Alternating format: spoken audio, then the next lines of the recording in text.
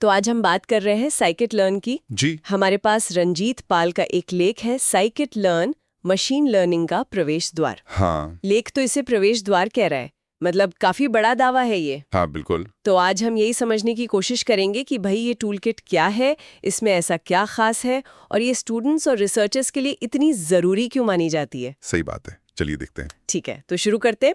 Source कहता है कि ये एक मुफ्त ओपन सोर्स पाइथन लाइब्रेरी है। हाँ, यानी कोई भी इस्तेमाल कर सकता है, फ्री है। और पाइथन बेस्ड।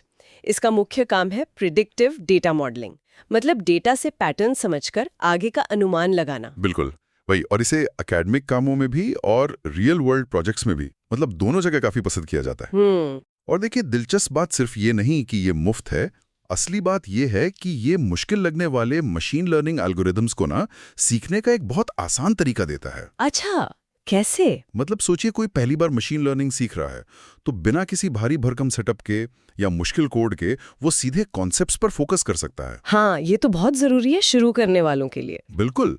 और जो रिसर्चर्स हैं उनके लिए इसमें पहले से बने बनाए एल्गोरिदम्स हैं, डेटा साफ करने या तैयार करने के टूल्स हैं जिन्हें प्री प्रोसेसिंग कहते हैं। और मॉडल ठीक काम कर रहा है या नहीं ये जांचने के तरीके भी हैं, मॉडल इवैल्यूएशन टेक्निक्स। तो वो अपने आइडियाज को डेटा पर फटाफट लगाकर टेस्ट कर सकते हैं, एक्सपेरिमेंट तेज हो जाता है। ये वाकई बहुत काम की बात है कि जटिलता कम हो जाती है। तो इसी को ध्यान में रखते हुए इसकी कौन सी ऐसी खास क्षमताएं हैं, मतलब फीचर्स, जो इसे इतना उपयोगी बनाती हैं? हाँ, इसमें बड़ी खास बातें हैं। पहली तो ये कि इसमें सुपरवाइज्ड और अनसुपरवाइज्ड दोनों तरह के लर्निंग एल्गोरिदम्स की अच्छी खासी रेंज है। अच्छा, ये सुपरवाइज्ड और अनसुपरवाइज्ड क्या है? थोड़ा आसान शब्दों में बता सकते हैं? हाँ बिल्कुल। देखिए, सुपरवाइज्ड लर्निंग वो है जहां आप मशीन को उदाहरण देते हैं और साथ में सही जवाब भी, जैसे तस्वीरों के साथ लेबल देना कि ये बिल्ली है, ये कुत्ता है। मशीन उस पैटर्न को सीखती है। ओके। और अनसुपरवाइज्ड में आप मशीन को सिर्फ डेटा देते हैं बिना लेबल के, और मशीन को खुद ही उसमें पैटर्न या ग्रुप्स ढूंढने होते हैं। जैसे मान लीजिए ग्राहकों का डेटा है तो उसमें अपने आप अलग अलग तरह के ग्राहक समूह खोजना। समझ गई। तो सीखने के अलग अलग तरीके देता है ये। और क्या फीचर्स हैं? इसके अलावा जैसा मैंने कहा, डेटा प्री प्रोसेसिंग, मतलब डेटा को मॉडल के लिए तैयार करना। हाँ, क्योंकि असल दुनिया का डेटा तो कभी साफ होता नहीं है। बिल्कुल नहीं।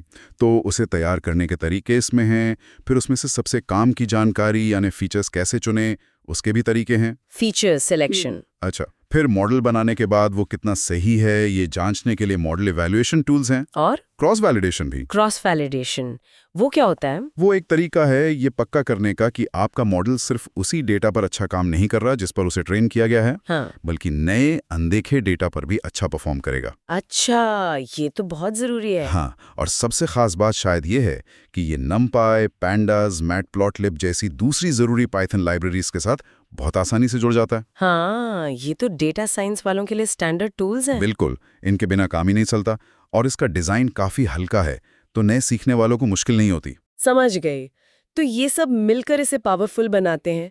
अब यहाँ बात और दिलचस्प हो जाती है, इन फीचर्स का असल में इस्तेमाल कैसे होता है, खासकर एजुकेशन और रिसर्च में। कुछ उदाहरण? हाँ बिल्कुल। इसके इस्तेमाल तो बहुत सारे, जैसे स्टूडेंट्स अपने कॉलेज प्रोजेक्ट्स में रिग्रेशन मॉडल बना सकते हैं। रिग्रेशन मतलब?